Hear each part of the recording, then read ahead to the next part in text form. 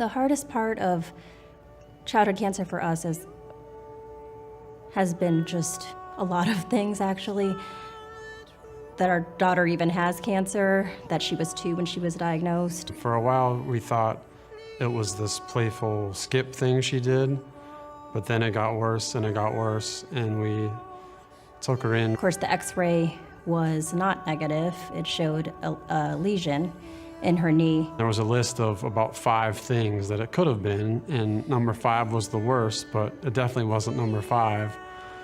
It's probably number 1, could be number 2, but it ended up being number 5. Her full diagnosis is actually stage 4 high risk, amplified neuroblastoma, unfavorable histology.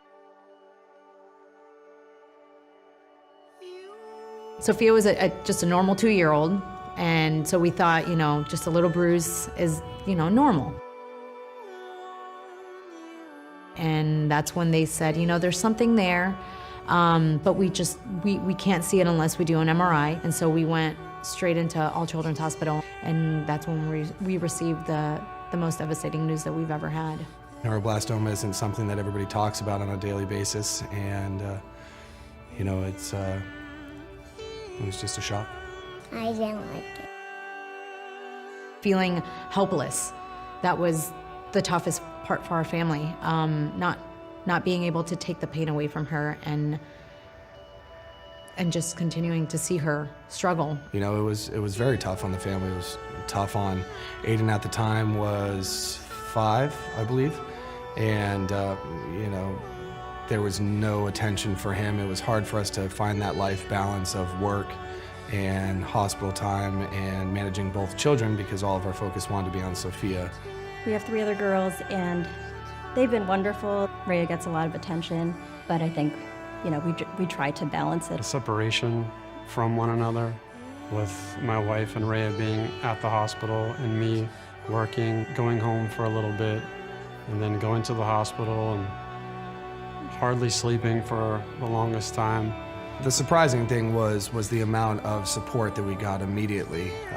You expect that from your family, but the community of St. Petersburg and Tampa Bay in general just rallied behind us and behind Sofia. Even middle school friends that I hadn't seen, in a long time, they showed up at fundraisers and would bring baked goods and bring meals. Showing up on our doorsteps with dinner. It was very heartwarming. You celebrate those big milestones, end of chemo, end of radiation, or beginnings of trial drugs, great scans. Research and clinical trials have been a huge part of Rea's treatment.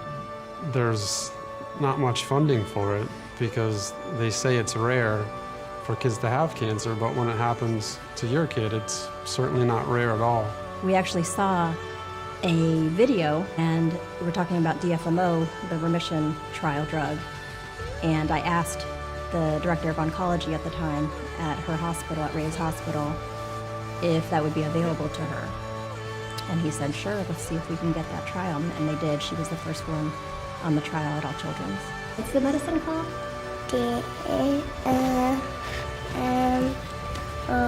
She's on a DFMO drug right now, and she's doing incredible. This drug has minimal side effects, and she's such a big girl. She just takes her pills in the morning and at night. I have to take my pills. I chew them. The clinical trials and research is what drives the healing and less invasive treatments for the kids. It's medicine. Clinical trials, without them, we wouldn't know what works, what doesn't work for our children. It's scary.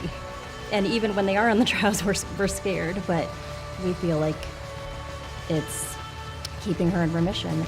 I feel better.